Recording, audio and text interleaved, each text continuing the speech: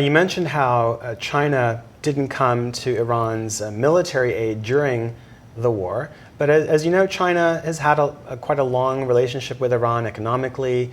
Militarily, they provided some technological support over the years, and even earlier this year, there were Western news reports citing Western intelligence sources that China was helping Iran to ship this chemical ingredient for its ballistic missile program. So what can you say about Israel's view of how China, which is also a trading partner of Israel, has been handling its relationship with Iran, Israel's biggest enemy in the region that just fought a war with?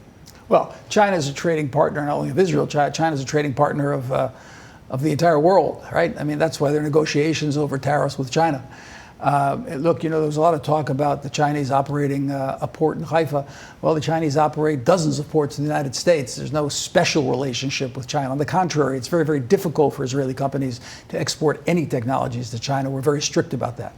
But China was involved in helping Iran avoid American sanctions, which is a bad actor activity in the Middle East. If you got sanctions slapped on Iranian oil, China had no business circumventing those sanctions. So, I mean, they were circumventing not only American foreign policy, but the international community.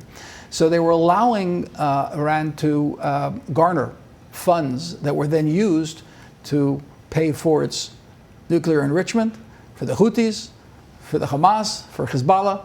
So they have a role in this. And there are troubling signs that China might be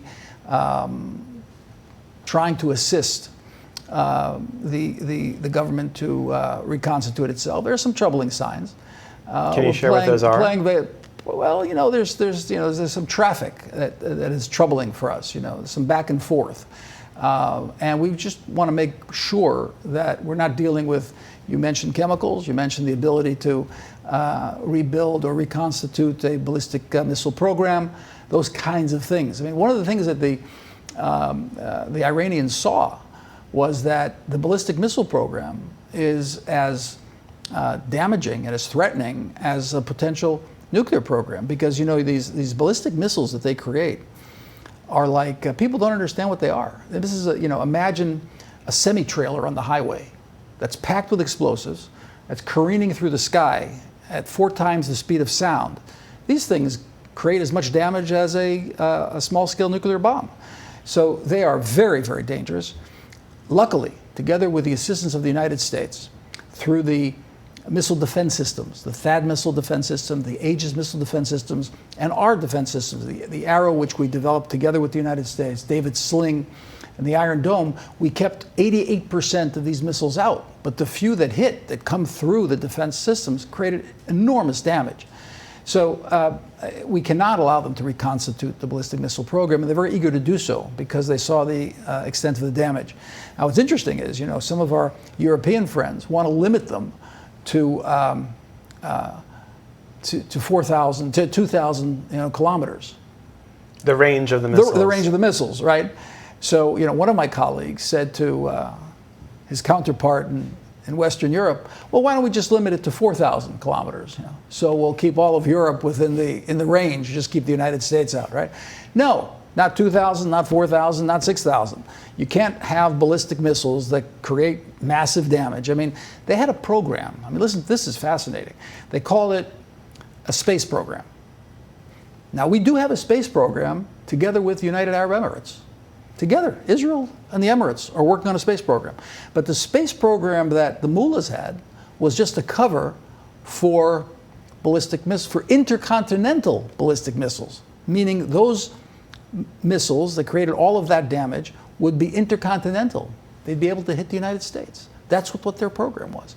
So we've terminated that program. We've compromised their entire industry because we also took out the component elements of that program. We just have to be sure that China or other bad actors don't allow them to reconstitute it. Would you have a bottom line message for China on what Israel wants to see it do or not do? Israel's a very small player when it comes to China. The United States obviously leads policy with regard to China. The United States is obviously interested in not seeing a a dominant hegemonic China of the East. It threatens all of the U.S. Allies, whether it's, of course, Taiwan, South Korea, Japan, Vietnam, Indonesia. I mean, we want to see free maritime trade through the South China Sea. These are basically, U.S.-led interests.